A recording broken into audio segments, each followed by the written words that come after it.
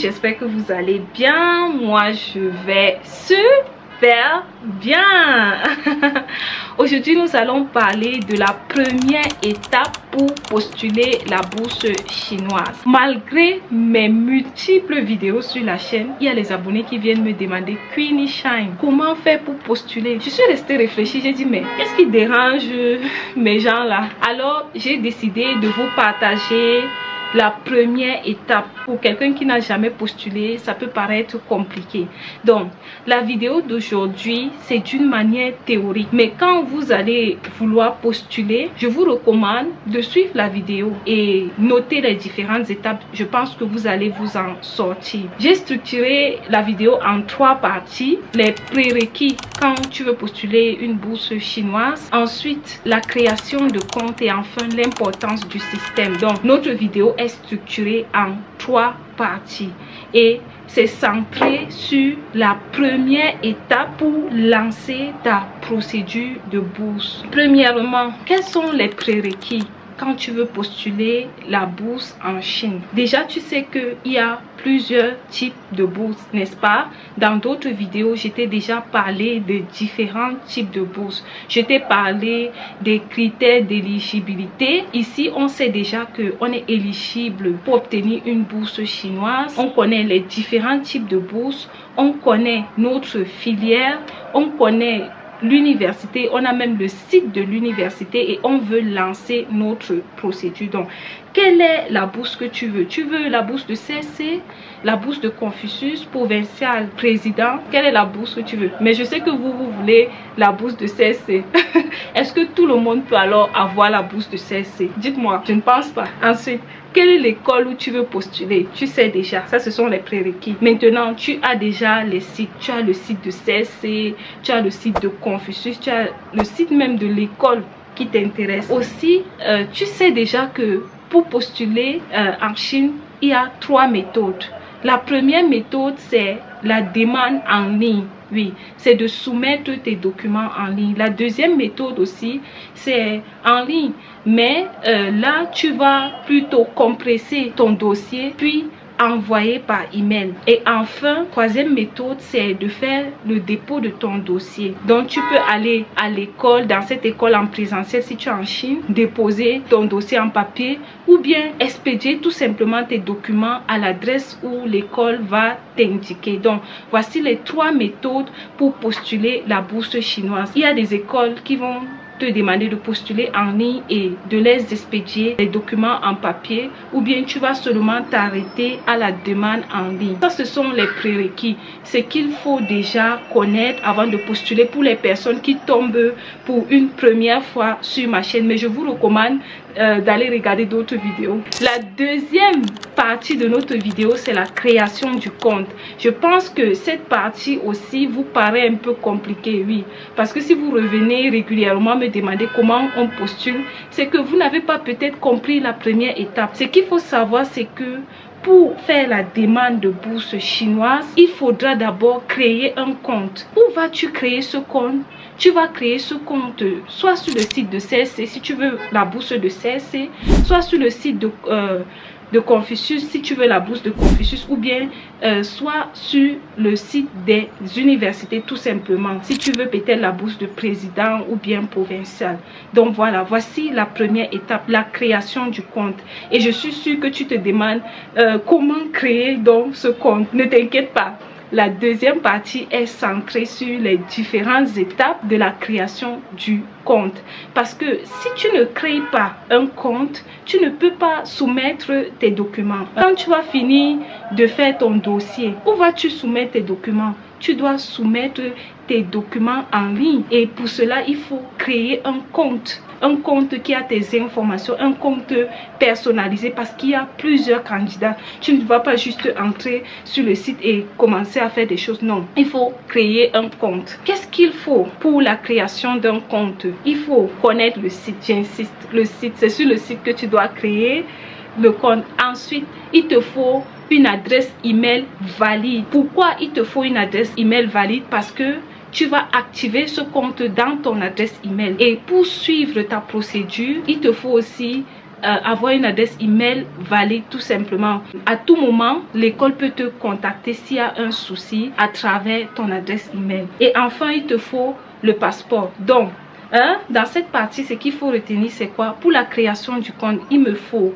connaître le site de l'école ou bien le site des bourses. Voilà, avoir une adresse email et enfin un passeport. Donc, le passeport est un document très important pour la demande d'une bourse. Quelles sont les informations nécessaires pour la création d'un compte? Les informations nécessaires, c'est ton nom et ton prénom. Est-ce que tu ne connais pas ton nom? Ou bien tu as oublié ton prénom? Ton adresse email, je viens de dire. Le numéro de passeport. Il te faut ton passeport parce que tu vas utiliser ton numéro de passeport. Comment créer donc le compte? Pour créer le compte, il faut entrer sur le site. Voilà, le site, ça peut être de CSC, Confucius, de l'école. Quand tu vas entrer sur le site, par exemple, si c'est le site de l'école, tu vas voir, c'est inscrit quelque part. Il y a un onglet où c'est écrit Online Application. Online Application. Ou bien, ça ici, un chanting, ça veut dire la demande en ligne. Tu cliques sur l'onglet là. Quand tu vas cliquer sur cet onglet, ça va te donner une page. Et c'est sur cette page là que tu vas commencer à créer ton compte. La première étape, ça va être ton adresse email, un mot de passe que tu vas choisir. On va te dire peut-être de mélanger les chiffres, les lettres, ainsi de suite. Un mot de passe fort pour ne pas permettre à n'importe qui d'entrer dans ton compte. Il y a souvent les captcha, je pense qu'on appelle ça captcha. Ce sont des chiffres, des lettres, des écritures bizarres là, pour venir confirmer et tout. Puis tu vas juste suivre les étapes. Quand tu vas finir cette première étape, tu vas entrer dans le système de l'école. On va te demander ton nom, ton prénom, l'adresse email, le numéro de passeport, tes informations personnelles. Et à chaque fois que tu vas passer une étape, tu pourras passer à la page suivante. Et les systèmes des Chinois sont faits de sorte que s'il y a une information importante que tu n'as pas remplie, ils ne vont pas te permettre d'aller à la page suivante. Donc, rassure-toi juste de remplir des informations correctes. Par exemple, l'adresse email valide, ne fais pas l'erreur sur ton numéro de passeport, ne fais pas d'erreur sur ton nom, ainsi de suite. Donc, ce sont des informations que tu connais déjà. Quand tu vas finir de créer ton compte, l'adresse email que tu auras mis pour la création de ton compte, ils vont t'envoyer un message sur l'adresse email là. Dans ce message, tu vas trouver ton mot de passe, ton nom d'utilisateur et il y aura donc un lien. Ce lien, c'est pour te permettre d'activer ton compte. Oui, parce que si tu n'actives pas ce compte, ce n'est pas valide.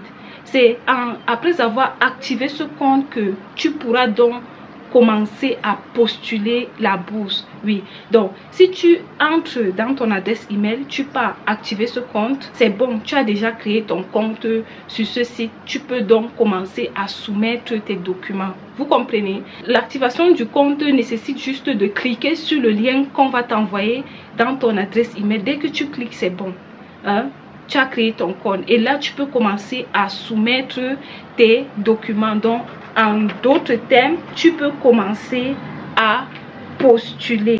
Pour postuler, tu vas tout simplement remplir tes informations personnelles, tes informations que tu connais toi-même et soumettre tes documents.